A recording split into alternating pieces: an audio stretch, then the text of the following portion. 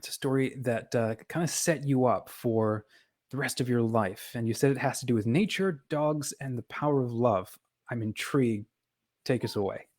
Yeah, look, thanks, Dominic. I was very lucky to grow up in, well, it was rural Australia. It's now been sort of swallowed into part of the suburban sprawl of Melbourne. And I was very blessed to, many ways, my parents let me run wild, run feral, I would say. And I had four dogs, and these were my most amazing companions. And the dogs and I were able to just roam free around this tiny little country town through paddocks. Down there's a magnificent pond that I used to visit all the time and watch and just sit at that pond when something wasn't going right at home. I was able to sit at that pond and just it was a place of sanctuary for me amidst some of the chaos that we all experience as we're growing up. And so that connection with nature was really strong and powerful for me all of my life. And it really was captured, I think, by the dogs. And I still have a magnificent dog, and my parents loved me very much, but I was grateful to them to trust me that I wasn't going to do anything too silly, and that's how things unfolded for me in my life. And so, yeah, the dogs, nature, and very much the power of that connection and that love that I felt for the dogs, but also for nature itself. Very similarly, I would, when I was done with school, I'd be out just cycling. So I, similar to you, grew up in Australia. I grew up in Perth, over on the what is that, the Yeah, western side. that's nice. Yeah. Um, and we had dogs everywhere growing up. So that sense of biking through the forests with brothers and or friends or uh, growing up close to nature in that same way. So here's where I'm fascinated to then move into the second one here. Your story about trees. A couple of years back, I was fortunate to visit Austria, and I was driving through. Not, I was in a train, and I remember looking out at the forests and seeing how the fields would flow into the forests. And you go anywhere else in the world and you have like a bramble of undergrowth and so on. But it blew my mind that the fields were manicured and then they continued straight into the shadow of the trees and then up into the forest themselves. And I asked, how does that, that just blew my mind. And someone said, oh, they never stopped practicing the ancient art of forestry. And I had no idea that that was a thing. And this is something that you're uniquely passionate about. Am I right? That's right, and I had a similar journey to forestry. I would say I was very very blessed as a young boy. I loved animals so much that I was going to be a vet all the way up until my 15th birthday. If you had have asked me, "What are you going to do, Scott?" Well, I'm going to be a vet. And I was very lucky. I went out with the local vet, and I did all sorts of amazing things. We helped cows give birth to calves, and all sorts of wonderful things. I loved it. I had no idea that forestry was a job or a profession. Sorry, and I happened to be inside one Sunday afternoon. I was 3 days after my 15th birthday, and the radio was on, and it was unusual for me to be inside as a starting point. What was I doing inside? I was usually outside with the dogs, running around, checking all sorts of amazing places. I had all these forests. We'd moved. I had these forests around home where I'd spent a lot of time. And the forest for me was like going into a cathedral, and with beautiful big tall trees and ferns and birds and insects and rays of light coming down. And I would be marvel when I went into the forest. And here I was inside, and there's a radio on. And this was unusual too, because my dad never left the radio on. And on the radio, and you may remember from your time in Australia, there was a program called The Science Show, Robin Williams, and it's been going for over 40 years now. It's only been going for a few years. And Robin was introducing the next speaker. And there was this beautiful music. And he said, I'm going to talk to the man of the trees, Hmm. who's been spending his long life traveling the world, inspiring people to plant trees and protect forests. I'm like, oh, this sounds pretty interesting. So I sat down and listened to this ancient man. He was 89 at the time. His name Richard St Bar Baker, Wow. A British forester, and he'd worked in Africa, in Kenya, and in 1922, as he saw the trees being destroyed by the British colonial service, but also the people themselves, the Sahara desert was advancing into the communities and destroying their agricultural land. And Mhm. in response, he worked with the Kikuyu tribespeople and said, let's make a dance of the trees. And he told this story of making a dance of the trees and how he launched as a consequence this organization called Men of the Trees. And ever since, he'd been doing this, traveling the world, trying to inspire people to protect forests. And he had this ancient voice that was like an oak tree. I can Wow. imagine how oak trees speak, and he's this beautiful ancient voice. Because I couldn't see him, it was on the radio, Mhm. but it was almost. And I sat there, and he talked about Africa, the Judean hills. He talked about Paris. He talked about Canada. All of these places, and I'm this young lad who had lived in this tiny corner of southeastern Australia, and Mhm. I felt I was traveling the world with this wonderful old man. And he told this story about in the Judean hills and in the Sahara when they planted trees, they would put a rock beside the trees because it was very dry. And the idea of the rock was that as the rock heated up with the sun, it would draw moisture from below. And when in the evening you'd lift up the rock and there'd be earthworms Huh. on the rock. And what was happening was the rock would bring moisture and the earthworms would bring cycling of the nutrients and the tree would survive Wow. and Wow. flourish. And he said that what was amazing, he said that if the if a goat got in, if the goats got in there and knocked the rock away, the tree would die. Mhm.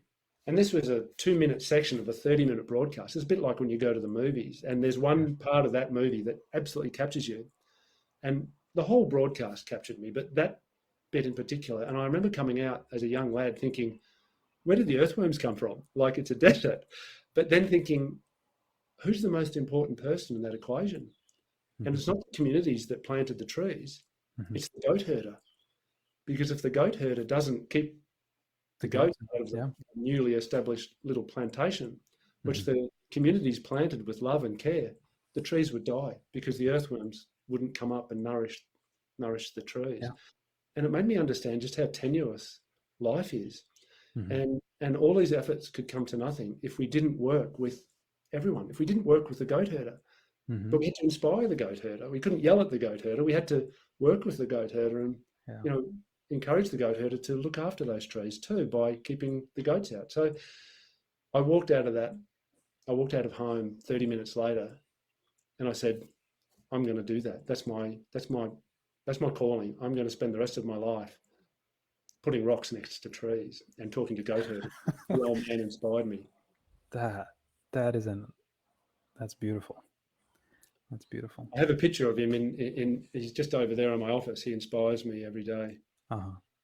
He died Oh, 2 years later, unfortunately. I mean, he was 89, but he'd done a lot of work in the US where you live on the west coast, mhm. trying to protect the redwoods. He was Sure. an amazing Yeah. man. Wow. That reminds me, I think it's an old phrase. You've probably heard it then. I think it's what is it? It's the uh mark what is I can't remember now. The mark of an adult or the mark of a man is someone who digs a well and plants a tree. Very, very ancient. No, what was it? Have a family, dig a well, and plant a tree. Those three things contribute to the future. Yeah. That's amazing. I Very beautiful. remember. Go ahead. Go ahead. No, very beautiful. And I think I was very blessed as a young boy to have the opportunity to listen to that wisdom. And it was ancient wisdom. This man had Hmm. travelled the world and sat with people. Yeah. He had a lot. He is somewhat given credit for starting the big project with President Roosevelt, when with the Depression, and he Yeah. started a big tree planting drive across the US. I can't remember what it's Okay. called now, a community service project. And Okay. Richardson Bar Baker had spoken to Roosevelt about that, so he was a very inspirational man. That's fantastic. Yeah. There's. I remember seeing an article a little while back about, gosh, what was it? Religious communities in Ethiopia and how they would preserve. Um, it was like part of their religious focus was to preserve nature immediately around the monastery in a very distinct and unique way. And so you'd see these kind of flatlands of mud and desert and sand and so on, but then these beautiful oases of nature. And they like you cannot be religious and not be cultivating a garden as well. And I personally love that connection to creation, to nature, to the cosmos. So let's move into the last story, I'm really interested in this. You talked about going to spend time in Nepal to study forestry. Tell us about that. What happened there? I was very lucky. Having decided to pursue a life of being a forester, which, as you said, didn't even know that existed until I listened to the old man. I was very lucky because it meant that every time I came to a sort of fork in the road, I was able to say which one's going to get me closer to that journey. Yeah. And I went off. And in Australia, there's two universities where you could study forestry: Melbourne, which is where I was living, or Canberra. And I didn't know this at the time. I chose Canberra because I thought I need to get away from Melbourne. I need to do something different. But when I went to Canberra, I discovered that they supported a project in Nepal and had done for a long time through the Forestry University. Had I known that, I would have gone there for sure, but I didn't. So I'm very glad that I did. And I spoke to the professor because as over the summer we were inspired, we were encouraged to find ourselves summer jobs. So I spoke to the professor and I said, I understood that you sent someone there from the previous year to spend summer in Nepal doing like an internship. How did that go? Would you be interested in doing it again? And he said, well, I would be interested in doing that again. I said, well, I'd love to go. And for me, it was one of those things where age 15, St. Barb Baker had inspired me to this idea that I'd work overseas, but I'd never been overseas. I'd grown up in rural Australia. I'd spent Yeah. a couple of years working in Melbourne. And this was an opportunity to test myself. And I was very blessed that the university agreed. And I went over there. A mate of mine came with me. And we spent 3 months in the middle hills of Nepal measuring farmers' trees because they had no idea how fast the trees were growing. So they said, listen, go and measure them and take some cores. We see if there's growth rings and you can count the growth rings. And that'll help us understand the dynamics of these trees that are very important because the farmers would take the leaves, feed them to the cows, and the manure would become the farmers' fertilizer for their fields. So the trees and the relationship with the trees was really important. So I did that for 3 months. And of course, what was fascinating about that was within 3 days, I had giardia. I had diarrhea that I never forget the diarrhea that I had. First time out of Australia, I'm sitting on the toilet and I'm thinking, what am I doing here? Much safer to be back home. But of course, I got over that and absolutely loved the experience. And I spent some time living with some Nepalese farming families up in the Mhm. high mountains, got infested with fleas, but really got into the family and ate their food with them every day. Wow. And managed to do a little trek and got to understand some of the culture. And Hmm. having come home from that, it was like, well, there's my life right there. I'm going to do that. That was it. So I was very, very lucky to have been able to. I believe it was the universe helping me. I could have gone to Melbourne and would never have had that opportunity, but I went to Canberra and I Right. was in the right place at the right time. I can't believe that there weren't 10 other people or 20 other people lined up outside the professor's door Hmm. asking to be sent to Nepal, but there weren't. And I managed to get that incredible life-changing opportunity. And Wow. I'm eternally grateful for that. What's a piece of wisdom that really inspired you from being up in Nepal, or was there a takeaway from there that has haunted you or driven you since? I had an amazing experience where I'd been working for a couple of months and Christmas came I'd been, the countryside is incredibly beautiful and my connection to nature was just deepened by being there. Yeah. But we had this opportunity to go off for 2 weeks over Christmas, my friend and I, Angus. And so we went over to the other part, western part of Nepal. And I had this terrible parasite and giardia, and I had this terrible diarrhea, a 7-hour bus ride where I won't go into the gory details. But we got into this little hotel and we were about to start our trek the next day. And I remember sitting there having breakfast, about to have breakfast with Angus. And I said, I need to go to the toilet. And I got up to go to the toilet. And suddenly this very small Nepalese man came in front of me. He put his hand out and he shook my hand. And I'm from Australia, so I shook his hand. We do that in Australia. Oh, Yeah. okay, g'day. And he held my hand. And in Australia, we say g'day and we let go. And he wouldn't let go of my hand. And I'm like, what's going on? Now, understand that I really need to go to the toilet. And this guy's got hold of my hand. And then I started looking at this guy. And what I realized was his face was completely scarred. I don't know, it was very scarred with pock marks. I think he made a terrible disease as a child, I suspect. And he's looking up at me. He's about that tall. I'm towering over this tiny little Nepalese guy. Yeah. big hair, and he starts asking me, "How are you?" I'm like, "I'm okay. I need to go to the toilet. Where are you from?" And after about 5 minutes, and he wouldn't let go of my hand, I'm starting to think he's a drug dealer, he's an axe murderer. This is going bad. I'm getting hot behind the collar. After 10 minutes, I was starting to look around for sharp implements to try and defend myself for when the attack inevitably came, by which time I was desperate to go to the toilet anyway. And God. I'm convinced, and I'll be honest about this. I grew Yeah. up in rural Australia. I was homophobic. I didn't know what this guy was all about. And he just kept holding onto my hand. And like, this has never happened to me in my life. Yeah. But what happened after about 15 minutes, I started getting into it. And I'm like, "Oh, so where are you from? Have you got kids?" And we started this conversation. And after 20 minutes, I was just so completely into the conversation with him And that still I was holding your still hand. holding hands, Yeah. still holding hands. We stopped shaking by that stage. We were just holding Yeah. hands. Rural Australia, men don't hold hands. No, Um, not in the West, anywhere in the West. No. right. And I'm standing there holding this little Yeah. bloke's hand, and he's got this terrible face, but he's looking up at me, and we're best mates. Yeah. And after 20 minutes, we're best mates. And he's like, "Hope you have a great day. See you later." And I'm like, "Where are you going?"